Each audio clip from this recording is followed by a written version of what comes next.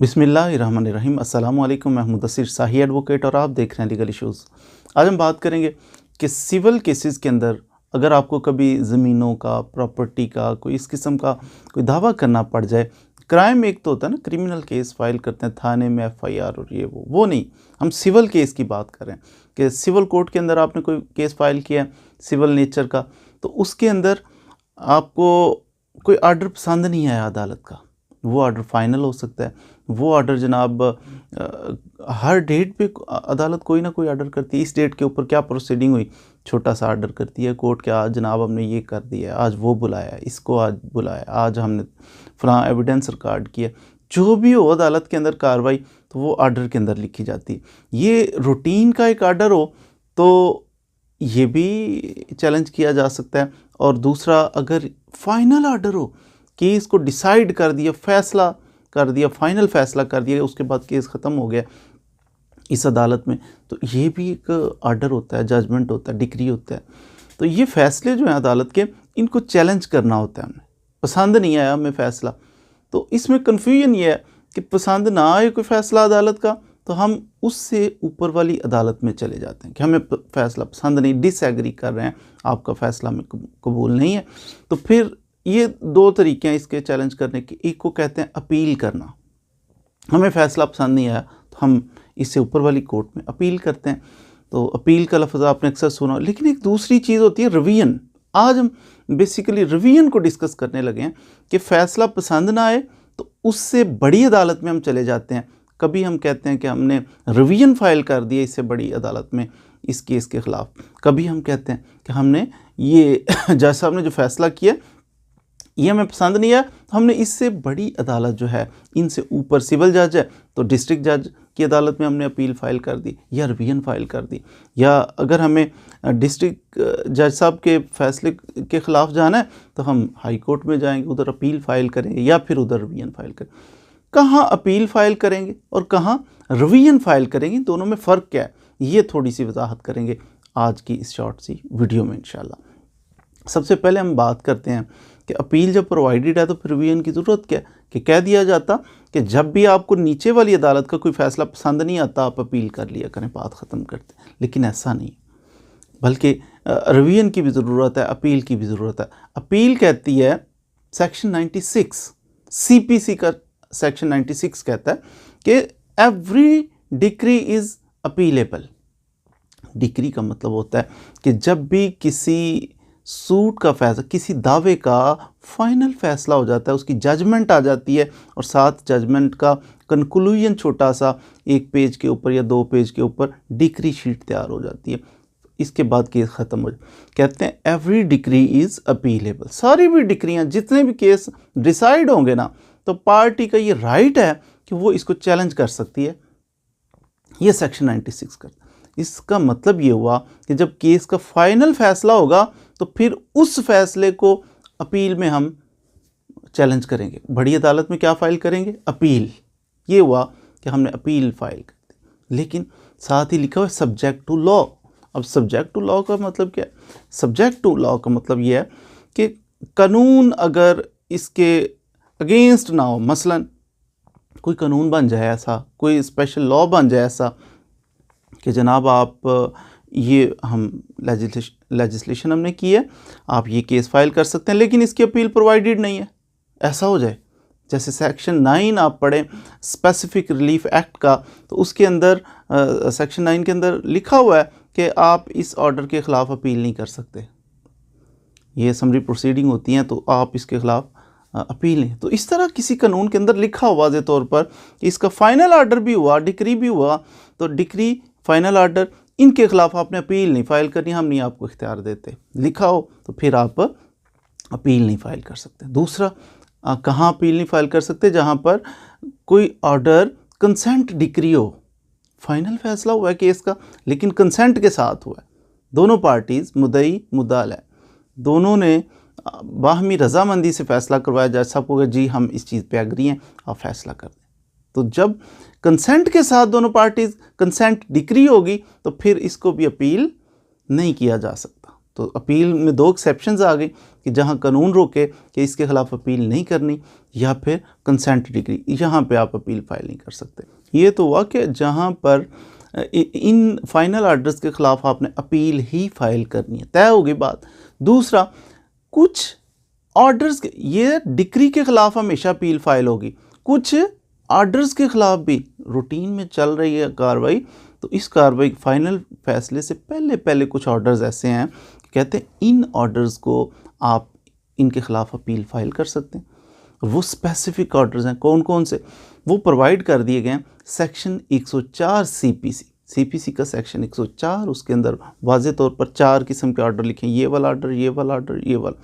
इन sections के तहत जो ऑर्डर होंगे ये अपीलेबल ऑर्डर होंगे, इनके ख़िलाफ़ भी अपील फाइल कर सकते हैं। फिर साथ ही जनाब अगर पढ़ें आप ऑर्डर 43, इसका रूल 1 पढ़ें, इसके अंदर भी एक लिस्ट दे दी हुई है कि अगर फ़लाँ ऑर्डर है उसका रूल ये, फ़लाँ ऑर्डर इसका रूल ये, फ़लाँ ऑर्डर इसका रूल ये।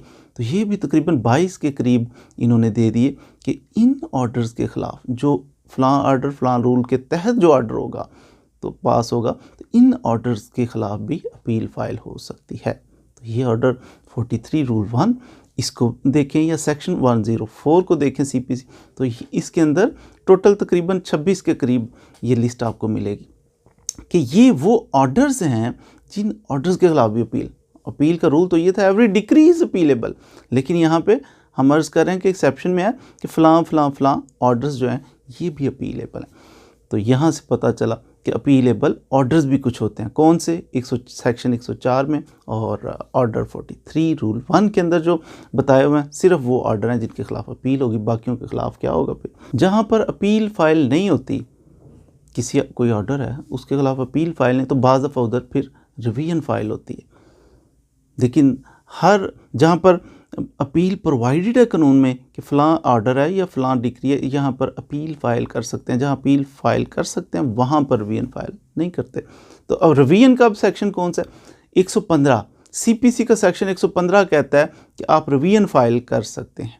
मेंशन तो किया हुआ है उधर कि हाई कोर्ट जो है उसके पास रिवीजनल जुरिस्डिक्शन है, सुपरवाइजरी जुरिस्डिक्शन इसको कह सकते हैं कि हाई कोर्ट है तो इसके सबऑर्डिनेट कोर्ट जो हैं उनको वाच कर सकता है। सुओ मोटो ये हाई कोर्ट की पावर है कि उसको पकड़े किसी केस को कि इसके अंदर ये आपने ऑर्डर किया है तो ये क्यों किया, कैसा किया, उसमें कुछ फॉल्ट हो तो ये हाई कोर्ट का इख्तियार है। लेकिन अब अमेंडमेंट्स कुछ आती नहीं वक्त के साथ साथ, तो ये नीचे वाली कोर्ट्स को भी ये पावर्स दे दी गई। डिस्ट्रिक्ट जज जो है वो भी सिविल जज को चेक कर सकता है, हाई कोर्ट है वो भी सिविल जज को, डिस्ट्रिक्ट जज को चेक कर सकता है कि इन्होंने फ़लाँ ऑर्डर किया तो ये इसमें कुछ प्रॉब्लम है।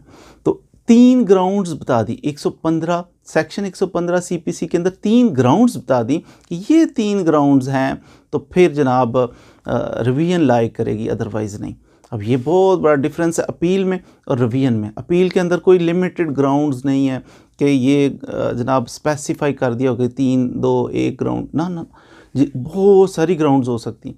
लेकिन रिवीजन के अंदर सेक्शन 115 के अंदर बिल्कुल लिमिटेड बता दिया गया ये 3 बातें होंगी तो रिवीजन फाइल होगी, नहीं तो नहीं फाइल होगी। नंबर 1, अगर नीचे वाली कोर्ट ने, सबऑर्डिनेट कोर्ट ने उसको जुरिस्डिक्शन थी और उसने उस जुरिस्डिक्शन से बाहर निकल के काम किया, मिसाल के तौर पर एक जुरिस्डिक्शन थी उसकी, एक तहसील लेवल का सिविल जज है तो उसने तहसील उसकी जुरिस्डिक्शन है, लेकिन उसने दूसरे ज़िले में जाके कहीं उधर का केस था तो उसने अपने पास एंटरटेन कर लिया, तो आउट ऑफ जुरिस्डिक्शन चला गया। जुरिस्डिक्शन नहीं थी तो ये आउट ऑफ जुरिस्डिक्शन जाके इसके पास लिमिटेड इतने करोड़ तक आप केस सुन सकते हो, इसने लिमिट से बढ़कर केस वो भी ले लिया, एंटरटेन कर लिया। एक चीज़ कि जुरिस्डिक्शन इसके पास ना हो और ये इस्तेमाल कर ले, एक ग्राउंड। दूसरा, इसके पास जुरिस्डिक्शन हो और ये इस्तेमाल ना करे।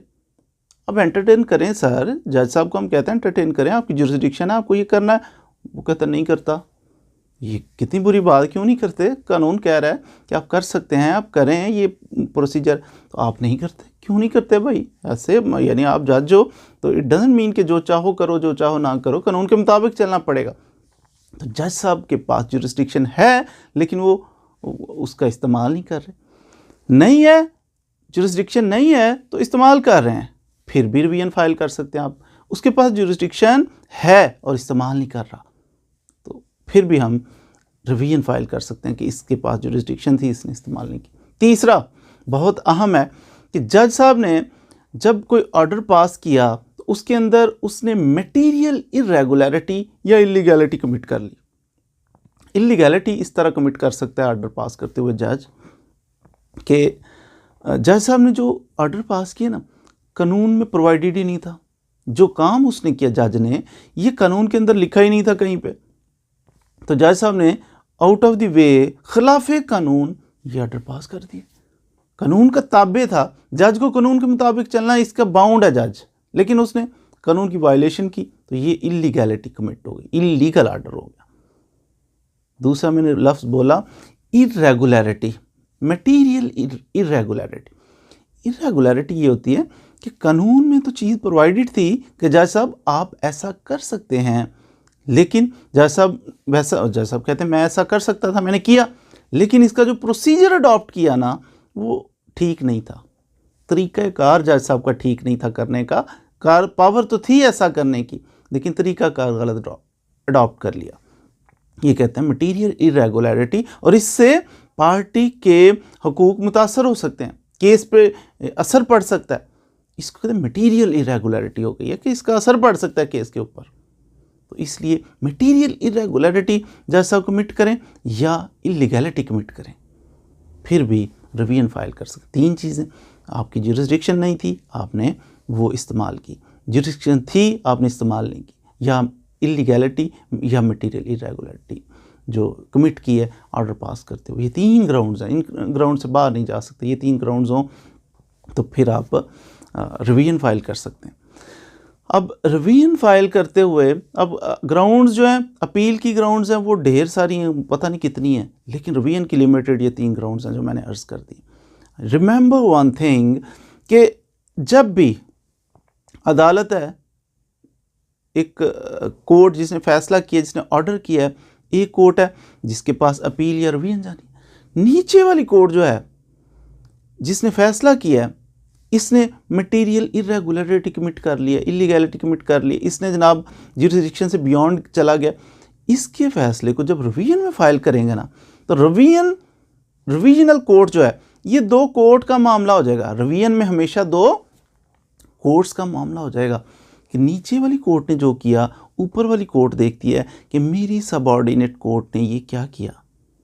कोर्ट का आपस में ये मामला होता है, पार्टी का नहीं। इसीलिए कहते हैं कि अपील जो है as a matter of right, party जो है वो ऊपर चली जाती है अपील में, कि उसका राइट बनता है वो जाए। तो ये जो है रिवीजन, ये डिस्क्रिशन ऑफ द कोर्ट है। ऊपर वाली जो कोर्ट है, रिवीजनल कोर्ट है, ये उसकी डिस्क्रिशन है, जो चाहे करे, क्योंकि ये पार्टी का तो मकसद ही नहीं है। इसमें बन रहा है कि मेरी नीचे वाली अदालत जो है उसने छोटा सा ऑर्डर किया है, तो ये छोटा सा ऑर्डर जो है इसमें कोई खामी है या ठीक ही है, मैं सेटिस्फाई हूँ उस पर। ये कोर्ट का और नीचे वाली कोर्ट का मामला होता है, तो ये डिस्क्रिशन ऑफ द कोर्ट होता है, पार्टी का ऐसा नहीं होता। दूसरा, अगर अपील फाइल करें तो फिर ये पार्टी का और कोर्ट का मामला होता है। अपील फाइल की कोर्ट, और कोर्ट ने देखना, नीचे वाली कोर्ट को नहीं देख रही होती कि नीचे वाली कोर्ट ने क्या किया ना, पार्टी के राइट्स को देखना है। अपीलेट कोर्ट ने, पार्टी जो आई है अपील लेके, उस पार्टी के राइट्स को देखना है कि इस पार्टी ने और इस पार्टी ने दोनों ने केस क्या प्रेजेंट किया है, केस के मेरिट्स क्या हैं। इसने ये केस पेश किया, ये दूसरी जो है डिफेंडेंट उसने ये केस फाइल किया, इन दोनों को देख के पूरी फाइल खोली जाती है। रिवीजन में ऐसा नहीं है, रिवीजन में सिर्फ टू द पॉइंट बात की जाती है, लेकिन अपील के अंदर सारा केस शुरू से लेकर एंड तक मुकम्मल वो खोला जाता है, देखा जाता है। और इसमें कोर्ट के पास सारे इख्तियार हैं अपील में, कि वो जितने भी ट्रायल कोर्ट के पास इख्तियार सारे इसके पास हैं। एविडेंस कॉल कर सकती है, वो कोई ऑर्डर कर सकती है, कोई डॉक्यूमेंट्स, सारा कुछ पूरे का पूरा केस ही उसके सामने होता है। सारी पावर्स होती हैं जज के पास कि वो क्या कर सकता है। लेकिन रिवीजन के अंदर स्पेसिफिक एक पॉइंट होता है जिसको डिस्कस किया जाता है, स्पेसिफिक पॉइंट किसी पे, क्योंकि ये फाइनल ऑर्डर तो हुआ नहीं अभी, कोई एक इशू होता है जिसको रिजॉल्व किया जाता है। रिमेंबर वन थिंग कि सेक्शन 115 CPC कहता है सूट, बात करता है केस की, कि केस जो है जब कोई नीचे वाली कोर्ट केस को डिसाइड करे तो फिर रिवीजन फाइल कर सकते हैं। अब केस क्या होता है और सूट क्या होता है, इनमें डिफरेंस मैं आपको बता देता हूँ। सूट का मतलब ये होता है दावा, पूरे का पूरा केस, मुकम्मल केस, शुरू से लेके जब प्लेंट आती है और फाइनल डिक्री, ये सारा इस दैट्स कॉल्ड सूट। ये दावा है हमारा, पूरे का पूरा दावा। दावा खारिज हो जाए तो कुछ नहीं बाकी बचता, ये है दावा, सूट। लेकिन यहाँ केस 115 सीपीसी के अंदर रिवीजन के अंदर एक लफ्ज़ यूज़ हुआ है केस। केस का मतलब होता है किसी सूट के अंदर, किसी दावे के अंदर एक स्पेसिफिक पॉइंट, कि हम जनाब फ़लाँ बंदे को बुलाना चाहते हैं, नहीं बुलाना चाहते, फ़लाँ डॉक्यूमेंट आए ना आए, एक इशू, उसके अंदर बहुत सारे दावा जो सूट है उसके अंदर एक छोटा सा इशू, उसको रिजॉल्व करना, इसको कहते हैं केस। ये केस है और सूट पूरे का पूरा सूट होता है। तो ये डिफरेंस है सूट में और केस में। अपील जो है कंटिन्यूएशन ऑफ ट्रायल है, ट्रायल चल रहा है तो आगे अपील हुई है तो यूँ समझा जाएगा अभी ट्रायल ही चल रहा है, continuation of trial, that is called appeal. और जहाँ रिवीजन है तो वो कंटिन्यूएशन ऑफ ट्रायल नहीं है, ट्रायल तो अभी पीछे पेंडिंग है, ये तो बीच में कोई ऑर्डर हुआ था जिसकी हमने रिवीजन फाइल की है।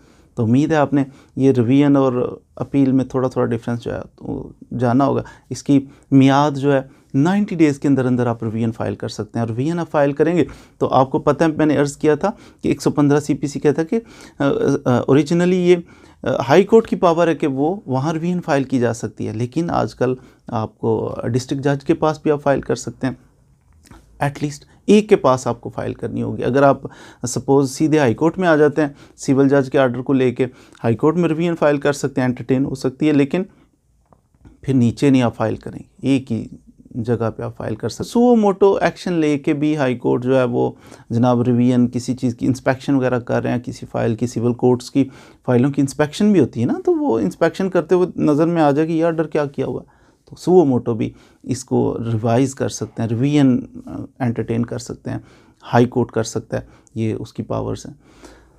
तो जब ये सुओ मोटो करे या कोई पर्सन या थर्ड पर्सन जो इंटरेस्टेड है, या वैसे ही कौमी खिदमत करते हुए कोई बंदा कोई दरख्वास्त दे दे रिवीजन की कि ये ऐसा आर्डर हुआ, ये मुनासिब नहीं है रिवीजन का फाइल, फिर भी कोर्ट के पास इख्तियार है कि कोर्ट उसको देखे कि आर्डर वाकई इसमें कोई इरेगुलरिटी है, इलीगैलिटी है, इसमें जुरिस्डिक्शन से बियॉन्ड गए हैं या अपनी जुरिस्डिक्शन इस्तेमाल नहीं की उन्होंने, तो ये चीज़ें लेके तो कोर्ट फिर कर अब ये देखिए मैंने अर्ज़ किया कि कोर्ट और नीचे वाली कोर्ट का आपस का मामला है कि सबॉर्डिनेट कोर्ट को चेक किया जा रहा है कि ये आर्डर क्या, तो कहते हैं कि जब कोर्ट्स का आपस का मामला है ना, तो फिर पर्सन जो हैं, पार्टीज़ हैं, वो इतनी कंसर्न नहीं होती, तो इसलिए कहते हैं कि अगर कोर्ट फीस इसमें ना जमा करवाई जाए तो इसको दावे को खारिज नहीं करना चाहिए, या इसको अदम पैरवी भी खारिज नहीं करना चाहिए, क्योंकि ये कोर्ट्स का आपस का मामला, पार्टी का इसमें तो एज सच डायरेक्ट कंसर्न ही नहीं था।